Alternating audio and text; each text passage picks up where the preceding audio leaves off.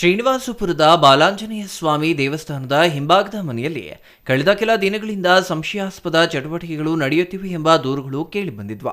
ಈ ಬಗ್ಗೆ ಖಚಿತ ಮಾಹಿತಿ ಸಂಗ್ರಹಿಸಿದ ಪೊಲೀಸರು ಇಂದು ಮಿಂಚಿನ ಕಾರ್ಯಾಚರಣೆ ನಡೆಸಿದ್ದಾರೆ. ಪೊಲೀಸ್ ಇನ್ಸ್ಪೆಕ್ಟರ್ ಶಂಕರಾಚಾರ್ ಹಾಗೂ ಸಬ್ ಇನ್ಸ್ಪೆಕ್ಟರ್ ಜಯರಾಮ್ ನೇತೃತ್ವದ ತಂಡ ವೇಶ್ಯಾವಾಟಿಕೆ ನಡೆಸುತ್ತಿದ್ದ ಮಹಿಳೆ, ಇಬ್ಬರು ಯುವತಿಯರು ಹಾಗೂ ಒಬ್ಬ ಯುವಕನನ್ನ ಬಂಧಿಸಿದ್ದಾರೆ. ಶ್ರೀನಿವಾಸಪುರ ಪೊಲೀಸ್ ಠಾಣೆಯಲ್ಲಿ ಪ್ರಕರಣ ದಾಖಲಾಗಿದ್ದು ತನಿಖೆ ಮುಂದುವರೆದಿದೆ. ದೇವಸ್ಥಾನದಂತಹ ಪವಿತ್ರ ಸ್ಥಳದ ಪಕ್ಕದಲ್ಲೇ ಇಂತಹ ಕೃತ್ಯ ನಡೆಯುತ್ತಿರುವುದು ಸ್ಥಳೀಯರ ತೀವ್ರ ಆಕ್ರೋಶಕ್ಕೆ ಕಾರಣವಾಗಿದೆ.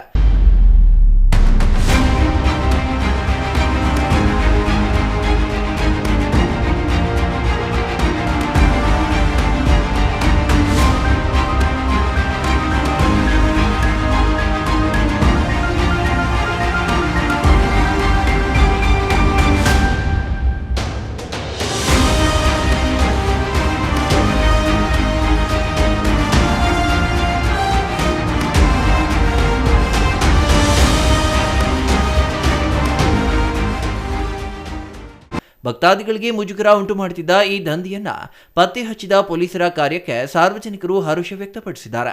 ದೇವಸ್ಥಾನದ ಪಾವಿತ್ರ್ಯತೆಗೆ ಧಕ್ಕೆ ತರುವ ಇಂತಹ ಕೆಲಸಗಳಿಗೆ ಪೊಲೀಸರು ಸೂಕ್ತ ಸಮಯದಲ್ಲಿ ಕಡಿವಾಣ ಹಾಕಿದ್ದಾರೆ.